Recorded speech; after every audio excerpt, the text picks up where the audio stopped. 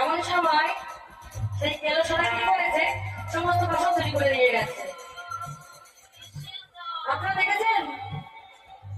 কেউ দেখেননি? আমাদের বসত টাকা চুরি করে নিয়ে গেছে। সখী,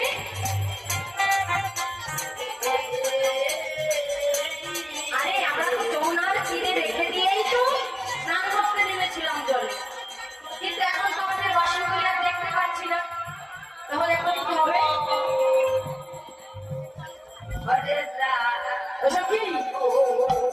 আমরা তো এইভাবে তো উপরে যেতে পারবো না, তাই না? আমাদের সমস্ত বাসন নিয়ে গেছে। এখন কি করবো আমরা? কি করবো? বড় কে নিয়ে গেছে? ভাইকে বলো। হরে কৃষ্ণ হরে কৃষ্ণ সখী ললিতা, সখী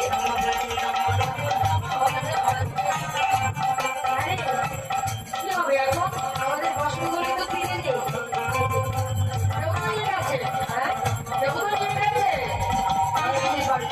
দেখি দেখি কোথায় আছে। সখী দেখো,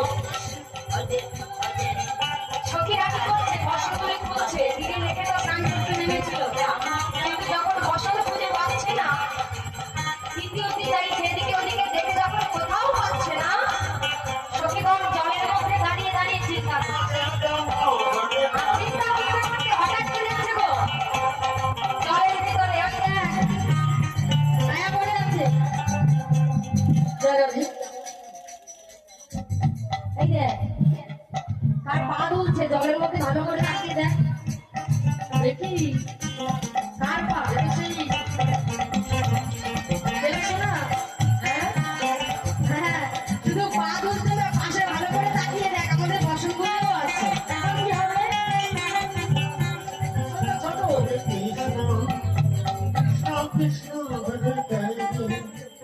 এই সখী, আরে এখন কি করবি? এই সখী সকলে মিলে অন্য সকলে যদি দেয়, ওই বসনগুলি জ্বলছে, যদি আমরা না উঠে যেতে পারি তাও দেবো না।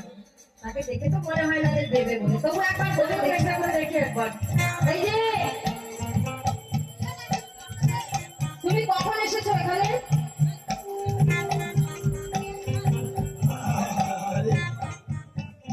তোমরা কি করছো এখানে? তোমরা কি করছো? আমরা তো স্নান করছিলাম, তুমি এখানে কি করছো? মন করে স্নান করতে হয় তো কাপড় চোপড় তো শরীরে কিছুই নেই। তোমার লজ্জা করে না? লজ্জা কি আর করবে? তোমাদের তোমাদের এইসব কীর্তন তো আমি দেখছি, খুব আনন্দ লাগছে আমার, জানো? খুব ভালো লাগছে, খুব ভালো লাগছে। লজ্জা করে না? কিসের লজ্জা? তোমাদের লজ্জা করে না? এত রমণীগণ তোমরা। আরে আমাদের লজ্জা করবে কেন? আমরাও রমণী, যমুনাও রমণী, সেও নারী আমরাও নারী, তাহলে আমাদের কেন লজ্জা হবে? লজ্জা তো তোমার থাকার দরকার। কি হয়েছে কি তোমাদের? তুমি আমাদের বসনগুলি নিয়ে নিয়েছো কেন? ওরে দেখো, কাঁধের মাথা তুলে দিতে বাতাসে কাঁধের মাথা তুলে দিয়েছে। ও আরে তুমি নাও নি, নিয়ে গেছে। ও আমি মনে করলাম হয়তো তুমি নিয়ে তুলেছি। সবই চেয়ে দেখ না রে, যদি দেয়। হ্যাঁ চেয়ে দেখ একবার, যাই হোক।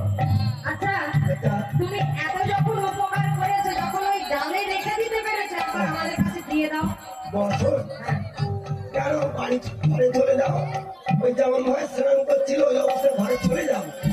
আর এইভাবে যাওয়া যায়? লজ্জা করে না? আমরা তো রমণী। আচ্ছা দেখো, তোমরা একটা কাজ করে একটু জল থেকে উপরে ওঠো না। ওঠো না, বসো উপরে। এই দেখ, এমনিতে চোর, তার উপরে আবার লম্প। এই দেখো, এমন লম্পট দুনিয়ায় দেখিনি আমি। দেখুন কি হবে, দেখুন কি করা দরকার, এই লোকটাকে কি করা দরকার। হ্যাঁ, বলে নাকি উপরে উঠে আসতে, লজ্জাও তো নেই একদম।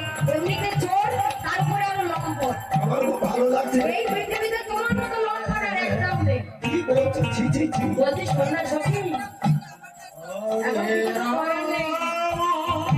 আমাদের তো না যাই, আমরা তো, আমার তো বসন দিবেও না, আমরা তো ভয়ে ফিরতেও পারবো না সখী।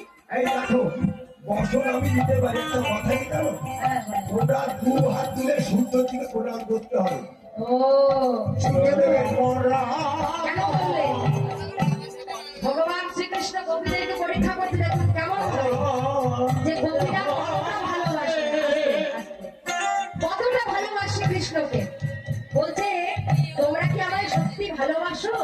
যদি ভালোবেসে থাকো তাহলে ওই যমুনার জলে উলাঙ্গিনী হয়ে অবগাহন করাতে তোমাদের অপরাধ হয়েছে।